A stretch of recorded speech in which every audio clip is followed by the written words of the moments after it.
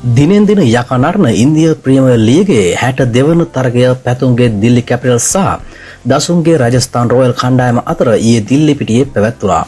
නමුත් මෙම තරගාවලියේ ලකුණු අතර සිටි ශ්‍රී ලංකා සුපිරිපිතිකරු පැතුම් නිශ්ශංකව මෙම තරගයේදීද බංකුවේ තැබීමට දිල්ලි කැපිටල්ස් බලධාරීන් කටයුතු කළේ ඇයිද යන්න තවමත් ප්‍රශ්නාර්ථයක්. කෙසේ නමුත් තරගයේ පළමු පන්දුර පහර දුන්නේ තරගාවලියේ ලාබාලතම ප්‍රහාරකයෙක් වූ වෛභව ශූරවංශී නියෝජනය කරන රාජස්ථාන් රොයල් කණ්ඩායමයි.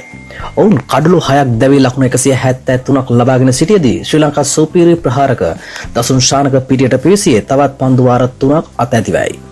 දසුන් ශානක විසින් පැමිණි විගසම දැවැන්ත 6 පහරක් එල්ල කළේ රාජස්ථාන් රොයල් කණ්ඩායම ලකුණු 210කට එහා ගිය ලකුණු පුරුවක් නිර්මාණය කරගැනීමේ බලාපොරොත්තු නන්වමින්. නමුත් 7 වෙනි කඩුල ලෙස දසුන් ශානක ලකුණු 10කට දැවී ගියේ රාජස්ථාන් රොයල් බලාපොරොත්තු සුන් කරමින්. ඒ අනුව පන්දු වාර 20 අවසානයේ රාජස්ථාන් රොයල් කණ්ඩායම ලකුණු 193ක් ලබා ගත්තේ කඩලු 8ක් දැවී. අත්‍යවශ්‍යම තරගයක ජයග්‍රහණය බලාපොරොත්තුවෙන් පිළිතුරු ඉනිම ඇරඹූ දිල්ලි කැපිටල්ස් කණ්ඩායම සාර්ථක ආරම්භයක් ලබාගත්තේ ආරම්භක පිතිකරු යුගලයම අර්ධ ශතක රැස් කරමින්.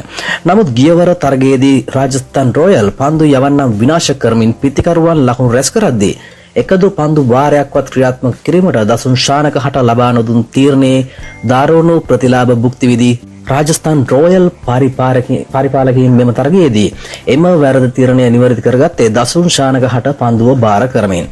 ඉන් සුපිරිම ඵල ප්‍රයෝජන ලබාගත් දසුන් තරගාවලිය පුරාම සහ මෙම තරගයේදී ප්‍රහාරය දියත් කරමින් සිටි කේල් රාහුල්ව දවා ගත්තේ විකට් පොළු ගලවා දමමින්. දසුන් ශානක ලකුණු 29කට අවශ්‍යම කඩොල්ලක් බිඳ දැමුවත් රාජස්ථාන් රොයල් අනෙකුත් වේග පන්දු යවන්නන් හට එල්ල වූ දැඩි ප්‍රහාරය නිසාවෙන් දිල්ලි කැපිටල්ස් කණ්ඩායම කඩලු 5ක ජයක් හිමි කර ගැනීමට සමත් විය.